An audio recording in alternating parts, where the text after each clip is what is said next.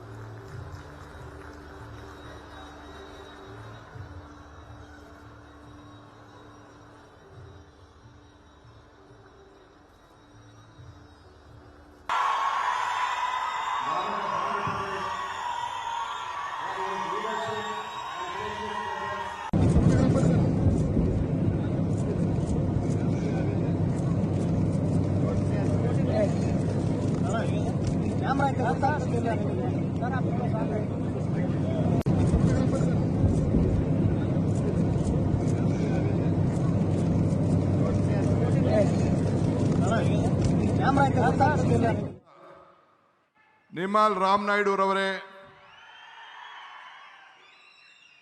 ನಮ್ಮ ಈ ಕೌನ್ಸಿಲ್ನ ಸ್ಪೀಕರ್ಗಳಾದಂಥ ಶ್ರೀ ಬಸವರಾಜ್ ಹೊರಟ್ಟಿ ಸಾಹೇಬರೇ, ಮುಖ್ಯವಾಗಿ ನಮ್ಮ ಜಲಶಕ್ತಿ ಮಂತ್ರಿಯ ಕಾರ್ಯದರ್ಶಿಗಳಾದಂಥ ಶ್ರೀ ಕಾಂತರಾವ್ರವರೇ,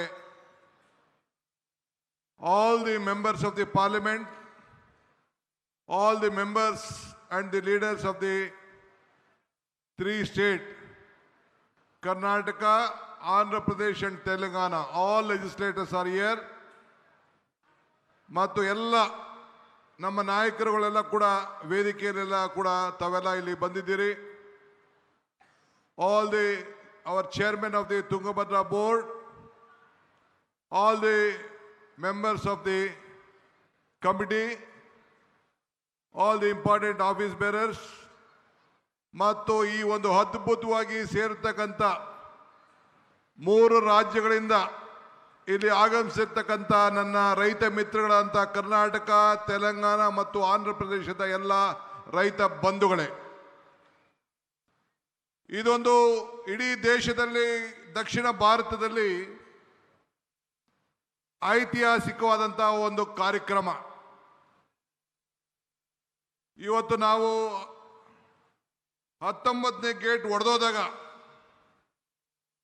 ಮಧ್ಯರಾತ್ರಿಯಲ್ಲಿ ನನ್ನ ಮಿತ್ರ ಮತ್ತು ನನ್ನ ಅಧಿಕಾರಿಗಳು ಫೋನ್ ಮಾಡಿದ್ರು, ಈ ಜಿಲ್ಲಾ ಮಂತ್ರಿಗಳು ತಂಗಡಿಯವರು, ಡ್ಯಾಮ್ ಶೇಕ್ ಆಗ್ತಾ ಇದೆ, ಇಂಥ ಪರಿಸ್ಥಿತಿಯಲ್ಲಿ ನಾವಿದ್ದೇವೆ ಅಂತೇಳಿ.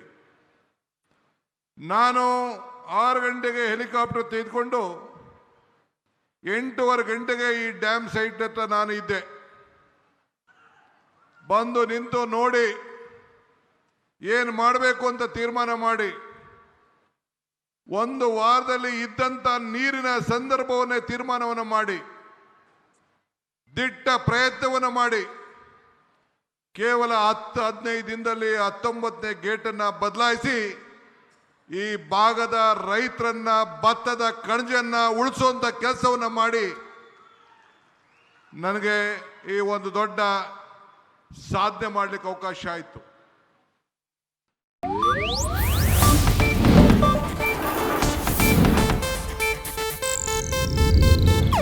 ಇದು ಏಷ್ಯಾನೆಟ್ ನ್ಯೂಸ್ ನೆಟ್ವರ್ಕ್ ಪ್ರಸ್ತುತಿ.